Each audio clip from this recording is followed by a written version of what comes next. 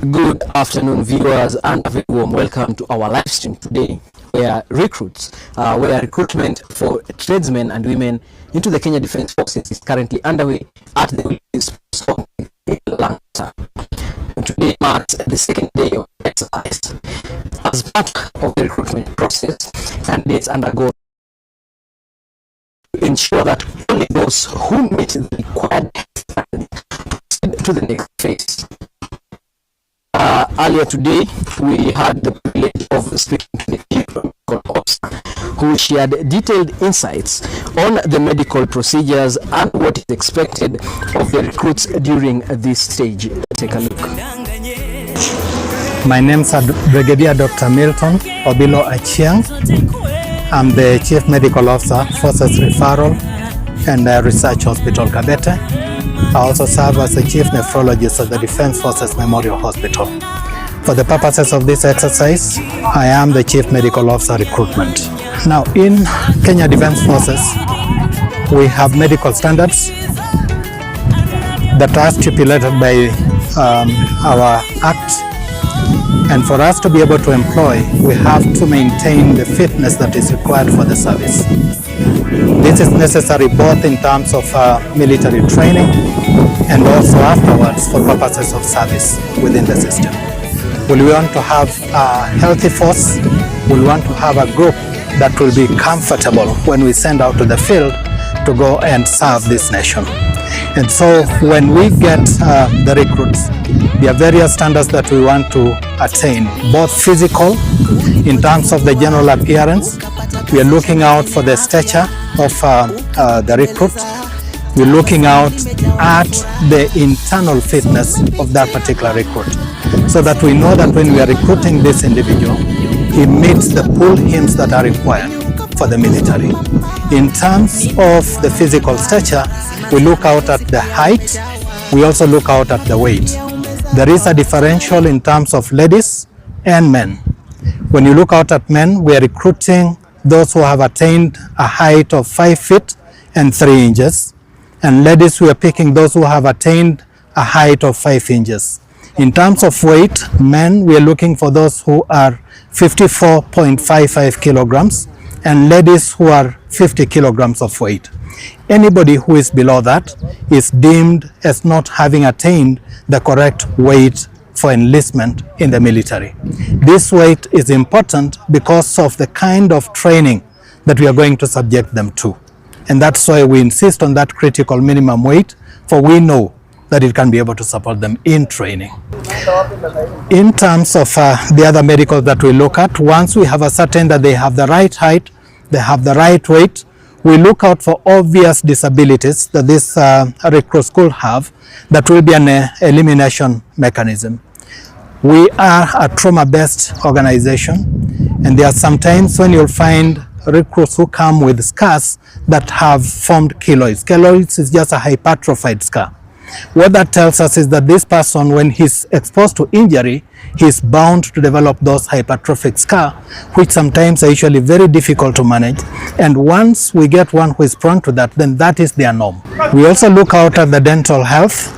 And in dental health, we want someone who has full dentition in their mouth. We do not recruit people who have lost teeth and who have unhealthy caries teeth, for obvious reasons.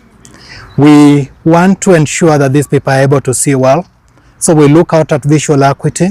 We also want to subject them to color perception, because that is the only way you can be able to identify enemy vis-a-vis friendly forces, by identifying the kind of attire they are putting on. And if you cannot identify colors, then you may not be able to pick an enemy vis-a-vis a friend.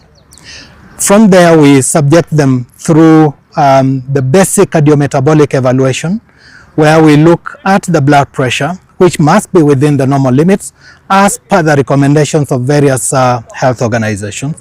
We also evaluate them in terms of the laboratory workup. We look at urinalysis, and in urinalysis, as it's always said, that is a poor man's biopsy. It tells us a lot about the function of the kidney. We are looking out for things like protein within the urine. We look out for blood within the urine. we look out for glucose within the urine, we look out for leukocytes within the urine. And when we get any of those, it points out towards a possibility of impaired kidney function. And what that tells us is that that particular recruit is not healthy. And therefore, that becomes an elimination criteria. For our female candidates, we want to recruit one who is not pregnant for purposes of the training. Pregnancy is a difficult task, and you cannot go through training when you are pregnant. And therefore, we also subject them to pregnancy test. And if it turns out positive, then we eliminate them from the process. Once we have finished that, they are subjected to thorough physical examination. Now, where we examine the heart, we examine the lungs, we examine the abdomen, and we examine the sexual organ, sure that they are fit. And anyone who does not meet those standards is deemed as being unfit and is eliminated. Now, at the end of a medical examination, the candidate is supposed to have met the bare minimum, the minimum requirements, medical requirements for a military personnel. And that is our pull hymns, where P stands for physical, and it must have scored 1. U is upper limbs, he must have scored 1. The lower limbs, again, he must have scored 1. The hearing, eyesight must have scored 1. And mental state evaluation, he must also have scored 1. And therefore, the pull hymns must be as per our requirements in medical by the time we certify a recruit to be fit. What is one? One is basically without any disability in terms of the physical body. The physical fitness is basically the general outlook of the body, and it must be completely fit. What we are looking at is if you have any disability, for instance, you have an enlarged spleen, your heart is not working correctly, then that makes you not to have 1, but you might have a P of 3 because it's a disability. You are not normal as we expect within the military system. So we categorize. If I give you P1, it means that everything in you is physiological. Physiological, that is how God created you. So you are operating at an optimum level. If I give you 2, then it means that yes, you are operating normally, but there is a small mishap within you. And those are not the people that we want. So we want a P1 as God created you. That is what we are looking at physically. When we're looking out at the upper limbs, again, you'll find that we have people who have missing digits. Maybe he got involved in an accident and got a fracture of the limb and the hand is deformed. So that does not qualify to give you a 1. It might give you a 3, but that's not the standard that we require. So it should be a normal limb as it was created or at the time of birth. So when you look out at the E, which is the eyes, then someone must be able to record 6/6, being able to read all the letters at a distance of 6 meters. If you are unable to do that, then it means that your vision is impaired, and we don't want people who are visually impaired. We want one who has 6/6 for purposes of recruitment. Those are some of the standards that we look at, and that is the whole essence of carrying out a medical examination, so that we ensure that we are recruiting people who meet the medical standards for the military. We are committed to ensuring that everybody gets fair treatment while undergoing medical checkup. We do not have any favoritism whatsoever, and the standards that we accord, they are replicatable everywhere. In this particular field, we are putting more stringent measures where I have 3 stages of evaluation. The preliminary in terms of medical examination, and when we do preliminaries and you are eliminated, be it because of weight, because of height, or scars that are visible on the body, we subject you to a second tier of consultants who go to verify and confirm that indeed what has eliminated you from the first stage is what there is. After that, me as the CMO and my Deputy Chief Medical Officer Recruitment verify to confirm that indeed what my medical team has gotten is what that particular recruit has. Then at that point, you are eliminated. When we move on to laboratory works. Again, we have quality control, which we are putting in place, or we have put in place, to ensure that the result that comes out is your result. I know that there are sometimes we carry out the examination after a rigorous physical activity, that is a run. There is a reason for this. Medically speaking, you're supposed to rest for 30 minutes before we can take your blood pressure. But that will conceal those who are otherwise hypertensive when they are subjected to stressful environment, and that is the military for you, stressful environment. So what we want is to pick those who can get bizarre findings after stress, so that we pick only those who can withstand a certain degree of stress. And that's why we put them through medicals immediately after the run.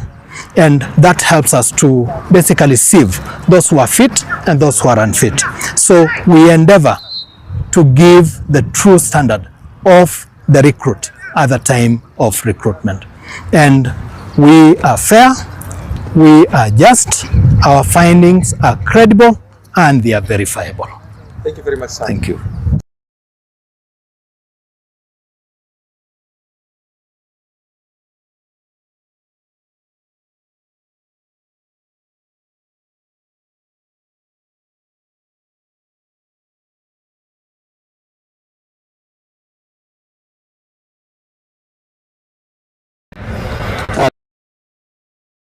We had earlier on with the Chief Medical Officer, who shared detailed insights on the medical procedures and what is expected of the recruits during this stage.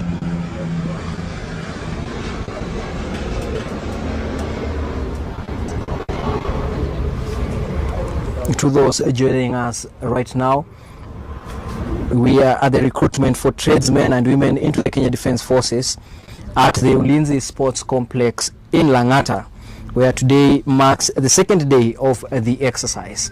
We've just had an interview with the Chief Medical Officer, Brigadier Dr. Obilo, who has shared detailed insights of the medical procedures and what is expected of the recruits during this stage.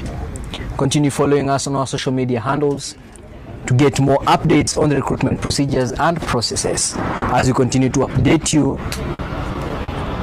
on the ongoing recruitment exercise across the country. Thank you very much. Have a blessed afternoon.